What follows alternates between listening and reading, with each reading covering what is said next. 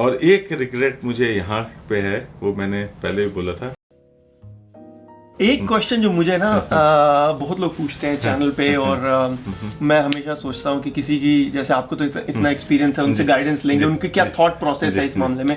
जैसे ये लगता है कि इंडियंस, हम भी इंडिया को छोड़ के यहाँ पे आए हैं, कई लोगों को लगता है यार तुम इंडिया छोड़ के चले गए और इंडिया में तो टैलेंट बचा नहीं, और you know how, what is your thought about it, कि आपको लगता है कि इंडियंस बेशक इंडिया से छोड़ के बाहर कंट्रीज में काम कर रहे हो, बट डायरेक्टली और इनडायरेक्टली इसमें इंडिया का ही फायदा होता है?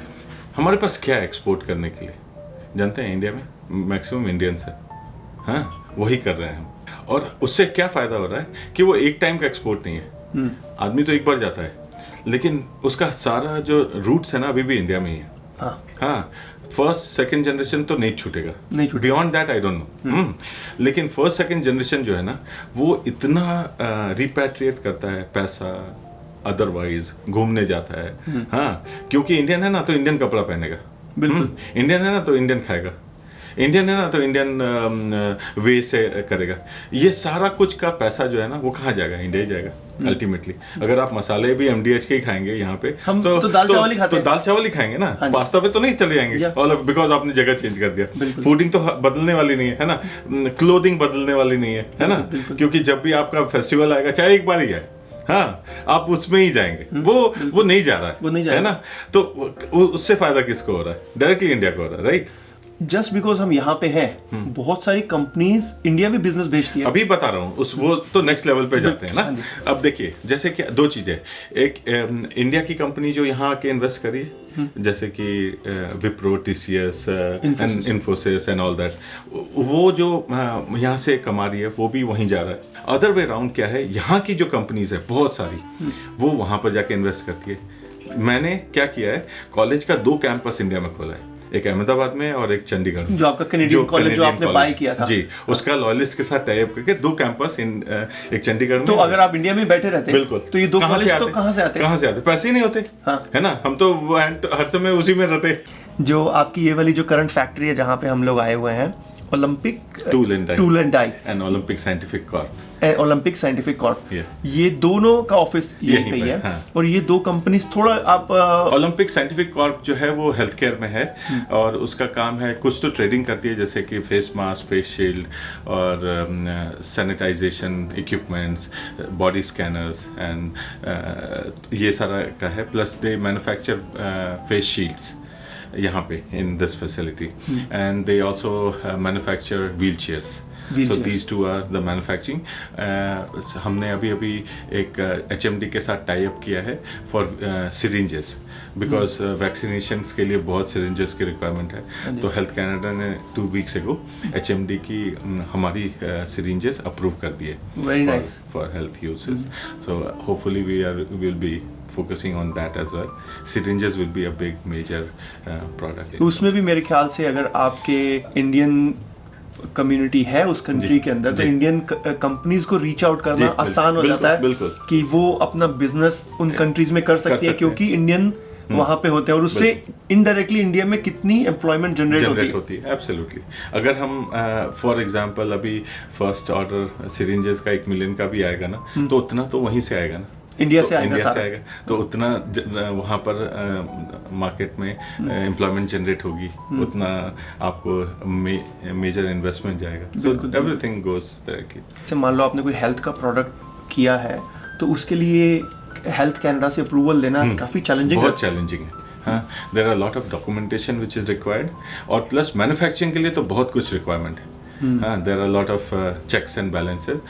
Health Canada is very more tougher than FDA. हाँ, US का FDA से बहुत टफ है हेल्थ कनाडा का। तो मान लो इंडिया की कोई कंपनी डायरेक्टली यहाँ पे आके बेचना चाहे, मेरे ख्याल से उनके लिए ज़्यादा मुश्किल है ना? उसके लिए कोई ना कोई आपको होना चाहिए यहाँ पर, जो कि रजिस्टर करे हेल्थ कनाडा में, कंसल्टेंट होना चाहिए जो कि पूरा फॉर्म फुल करेगा, सारा डॉक्यूमेंटेशन करेगा, रिक्वायरमेंट करेगा, टेस्ट सर्टिफिकेट्स देना है, सैम्पलिंग करना है, बहुत कुछ है। कोई भी इंडिविजुअल बंदा भी ना, जानते हैं, जो यहाँ पे कमाता है ना, वो कुछ भी अच्छा करना चाहता है तो वहाँ के लिए करना चाहता है, करना नहीं सके वो अलग बात है, हाँ, बिल्कुल। खाने के लिए वो उसको लगता है कि अभी पेंडेमिक है ना, तो यहाँ आपको कहाँ मिलेंगे जिनको आप दे सकते हैं, लेकिन वहाँ पर बहुत है। बेशक हम इंडिया में नहीं रह रहे, लेकिन इंडिया थॉट्स में रहता है। बिल्कुल, हर समय हम रहता है कि कुछ करके इंडिया में ये हो जाए या वो हो जाए, कुछ भी किसी को आप हेल्प कर सको या कुछ कर सको। Absolutely. So that is always there in your mind. और जैसे जैसे आप बड़े होंगे और या आपके पास थोड़े रिसोर्सेज आने लगेंगे एडिशनली, आप वहीं हेल्प करना चाहेंगे। जो लोग इंडिया से गए हैं वो ऐसा नहीं है कि इंडिया को भूल गए, और वो ऐसा भी नहीं है कि वो इंडिया से नफरत करते हैं। हाँ, वो कभी नहीं कर प्यार सकते। इंडिया से कभी छूटेगा ही नहीं। बिल्कुल। पासपोर्ट का रंग कुछ भी हो जाए, बिल्कुल। But you were born Indian, you will die Indian. कोई मेरे को अभी हमें यहाँ हम बाहर घूम रहे हो, कोई हमारी शक्ल देख के ये थोड़ी लगेगा ये कनेडियन है, बिल्कुल, ये तो इंडियन है। हाँ। और दूसरा क्या है ना कि हम कंप्लेन भले कर रहे हैं, हाँ, लेकिन हम कंप्लेन सिर्फ कर रहे हैं, इसका ये मतलब नहीं है हम आपसे नफरत कर रहे हैं। देख लिया कि बेटर तरीका क्या हो सकता है, तो ट्राई इस तरीके को ट्राई करो। बिल्कुल। हाँ, हम चेंज भी तुम्हें नहीं करने के लिए कह रहे हैं, हम बोल रहे हैं एक बार ट्राई करके देखो तो। ट्राई करके देखो। और एक रिग्रेट मुझे यहाँ पे है, वो मैंने पहले भी बोला था, मतलब मुझे लगता है कि ये बहुत दूर है इंडिया से, दूर बहुत है ना? हाँ जी। ये तब बहुत फील हुआ था जब मेरे डैड बीमार थे, और यू नो, एंड एक्चुअली 1 साल से चल रहा था, and every time he used to get sick and I used to go to see him, hospital में मिलते थे। और ये तो लास्ट जिस समय उनकी डेथ हुई उससे पहले मैं 1-2 दिन लेट हो गया जाने में, बिकॉज टिकट नहीं मिली।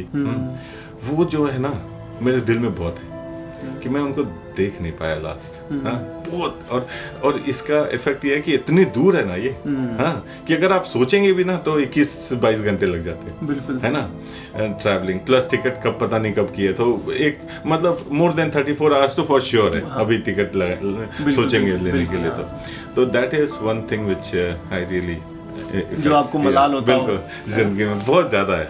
हाँ, हो सकता है मैं शायद उनके साथ नहीं होता, इंडिया में भी अगर रह के कोई दूसरी सिटी में होता आने में लग जाता। अभी देखिए इंडिया में भी अभी पेंडेमिक के टाइम पे बहुत से लोगों के स्टोरी सुनने में मिली कि वो जा नहीं पाए, बिल्कुल पहुंच नहीं पाए। बिल्कुल, बहुत। हमारे रिलेटिव है, देवर इन दुबई, 4 घंटे की फ्लाइट है, तो भी नहीं जा पाए। सो अब ये कुछ ऐसी चीजें होती हैं जो इंसान के अपने हाथ में नहीं है, बिल्कुल हाथ में नहीं है। Absolutely. बट डेफिनेटली ये एक मलाल रह जाता है कि अगर आप बाहर रह रहे हो तो ये पेरेंट्स की हेल्थ और उनके ये लास्ट मोमेंट पे उनके साथ रहना। तो मैं क्या करता हूँ ना, किसी को भी ये चैलेंज कभी आता है ना कि उसको पेरेंट को देखने के लिए जाना है, मैं पूरी जान लगा देता हूँ हाई कमीशन में कि उसका वीजा कैसे भी मुझे अभी चाहिए, मैं चाहे जैसे भी हो। हाँ, वो कॉन्सल जनरल के ऑफिस से फोन भी करते हैं कि आप हर समय ये इसमें क्यों रहते हैं, वो ये रीजन है मेरा।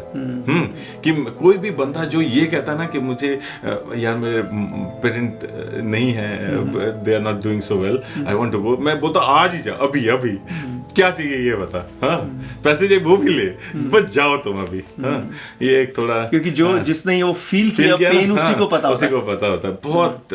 हाँ, बट अदरवाइज हर साल एक बार जरूर जाते हैं बाय एनी मींस। पेंडेमिक के चलते नहीं गए last year, but and this year hopefully सब ठीक हो जाएगा। तो my mom is there, she, हमारा स्कूल्स है वहाँ पर इंडिया में। अच्छा, she runs that schools there in India. Very nice, very nice.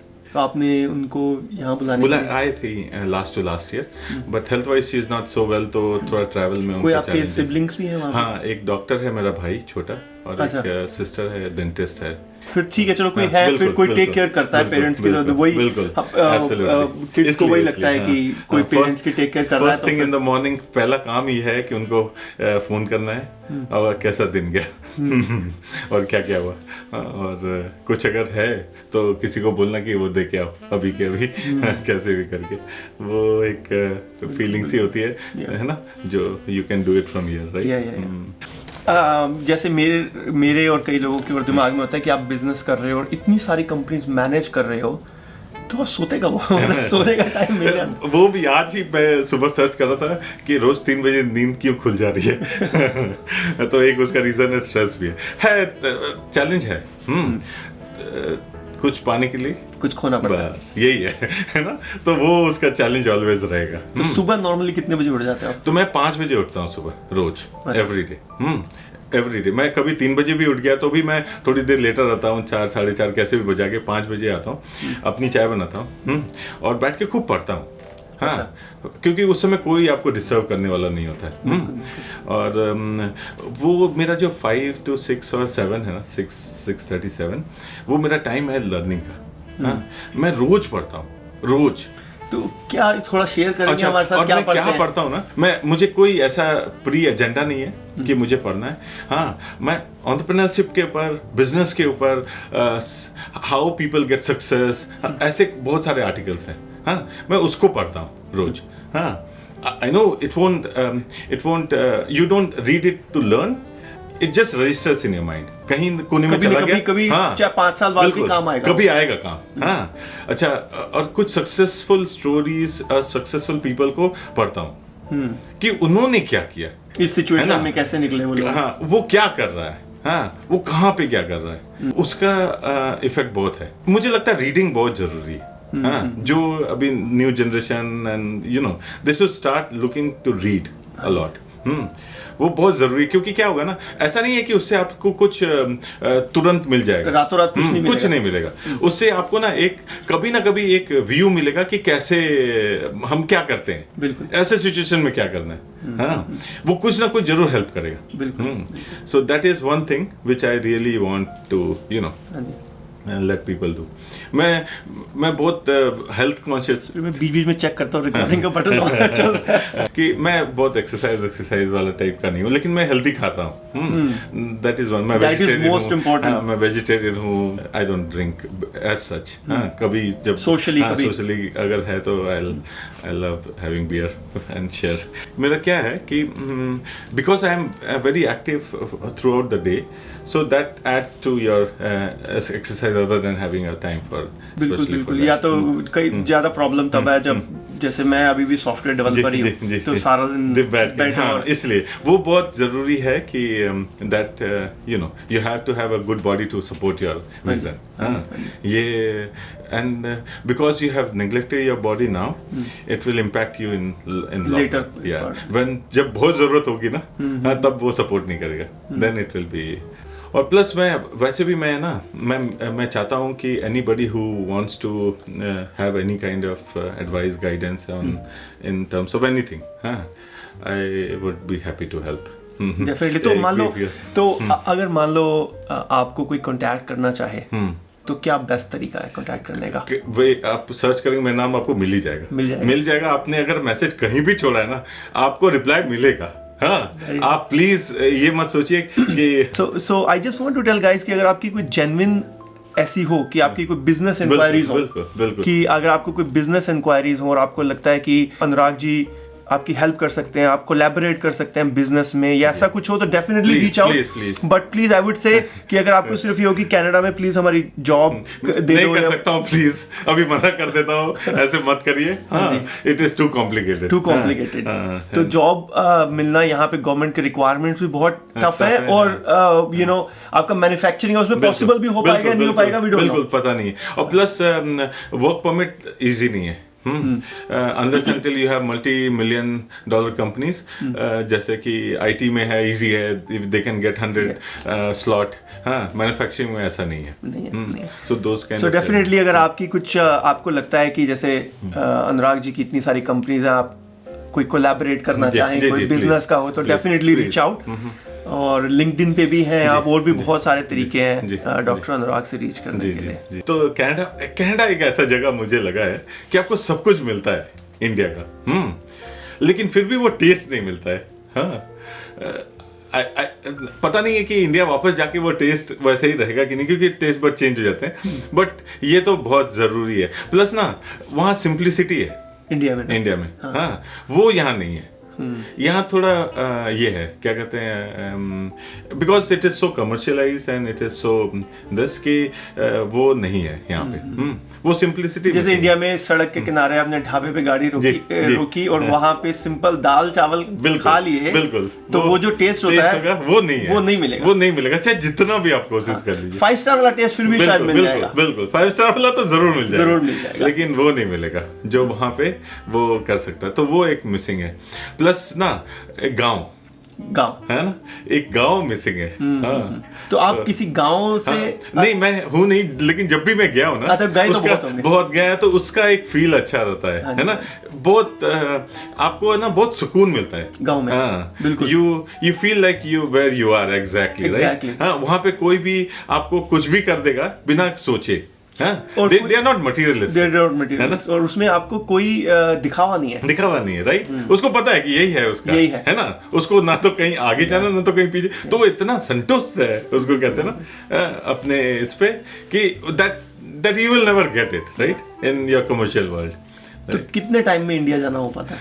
अब तो नहीं गए हैं, 3-4 लास्ट प्राइम मिनिस्टर के साथ विजिट था, जो बिजनेस डेलीगेशन हुई थी जो ट्रूडो के साथ गए थे, तो आप उसमें गए थे? हाँ, वेरी नाइस। तो उसमें वो ही लास्ट है। मैं थोड़ा रुक गया था when we let everybody come back, जब प्राइम मिनिस्टर वहां से आ गए थे, then I was there for a week more. मैंने आपकी फोटो भी देखी थी प्राइम मिनिस्टर ट्रूडो के साथ। जी, तो वो सारा it was one of a kind। So Anurag ji ने अपनी तो कंपनी सेटअप की है, बाकी आपने काफी सारे और लोगों को मोटिवेट भी किया और पुश भी किया है कंपनीज। तो एक स्टोरी मुझे अनुराग जी बता रहे थे। एक छोटा स्टोरी है। अभी एक मैं अपनी बेसमेंट रिनोवेट कर रहा था, एक 2 बेडरूम का अपार्टमेंट नीचे बना रहा था बिफोर। सो एक बंदा है, अभी आया है कुछ दिन पहले ही, वो किसी के साथ काम कर रहा था, उसने अपना एक खजीजी में ऐड डाला कि वो बेसमेंट करता है, और मैंने भी कुछ लोगों को कांटेक्ट किया था, उसमें से एक ये भी था।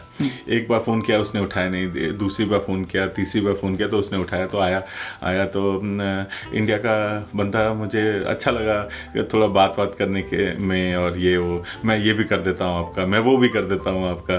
तो मैंने उसको बोला, अच्छा तू ये कर रहा है, तुम अपना क्यों नहीं कंपनी बनाओ? नहीं मुझे तो आता नहीं है, मैं तो इतना पढ़ा लिखा नहीं हूँ। मैंने बोला तुम चिंता मत करो, मैं तुम्हारा कंपनी एक रजिस्टर करता हूँ। तो मैंने उसको ऊपर बुला के कंपनी अपने क्रेडिट कार्ड पे उसको रजिस्टर कर दिया उसके नाम से। हाँ, तो सिंगल $150-200।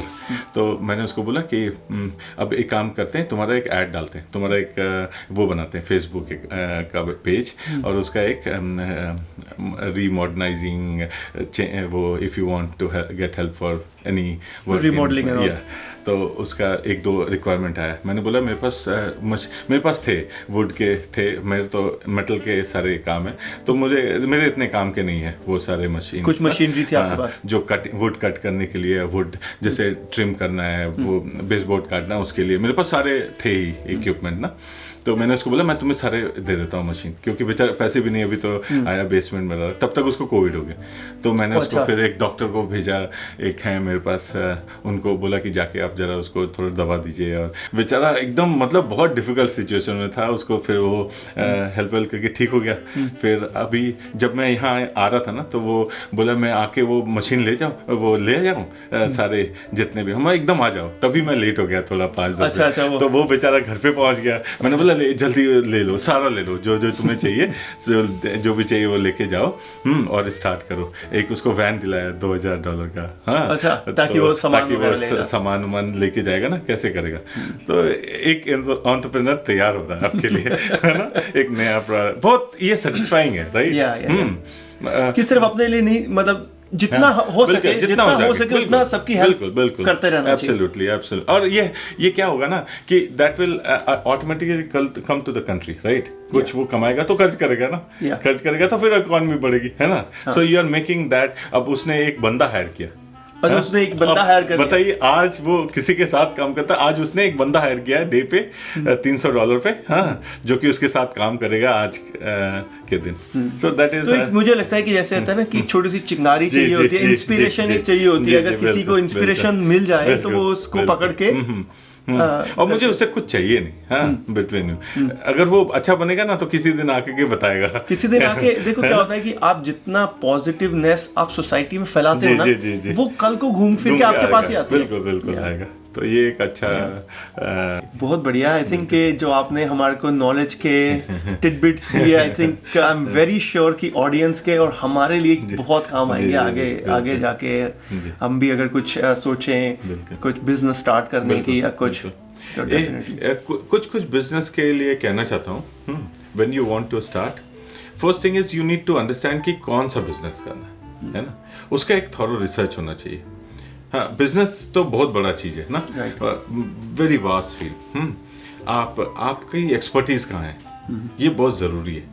क्या आपको लगता है कि आपकी एक्सपर्टीज़ है फाइनेंस में या बिजनेस वो सर्विसेज में या आईटी में या एनीथिंग? हाँ, तो क्या होगा ना कि अगर वो आपको एक चीज़ पता होगा ना, it will be easier for you to take it to the next level. So एक तो वो है। अच्छा, और रिस्क है। हाँ, कम ज़्यादा छोड़िए, रिस्क है। हाँ, if you are not ready for the risk no, then it is no point. Half heartedly मत करिए। हाँ, अगर करना है तो करना है। हाँ, तब होगा। और करना भी है और नहीं भी करना है तो वो थोड़ा बहुत आता रहेगा। वो चलता रहेगा and you will have you know. So आपका एम आपको पता होना चाहिए। You want a second income और you want a business full time. ये आपका एम आपको पता होना चाहिए कि क्या करना चाहते हैं। सेकंड इनकम भी अच्छा है, ऐसा नहीं है कि मैं कह रहा हूँ कि मैं ही जो कर रहा हूँ वही सही है या हाँ कोई भी कर रहा है, ये आपका इंडिविजुअलिस्टिक है। कई बार बहुत लोग होते हैं जो as a side business start करते हैं, बिल्कुल, और उसके धीरे-धीरे कर सकते हैं। बिल्कुल, और फिर जो जॉब छोड़ देते हैं। एब्सोल्युटली। और वो ऐसा नहीं है कि वो गलत है, वो भी है। That is also same way as how you do, right, है ना? तो इट ऑल डिपेंड्स आपका प्रायोरिटीज क्या है और आप क्या करना चाहते हैं, बिल्कुल, है ना? चाहे सेकंड जॉब करो या सेकंड इनकम के लिए करो, देयर विल बी रिस्क। बिल्कुल, it's not that it's not going to be risky because मैं सेकंड, ऐसा नहीं है, है ना?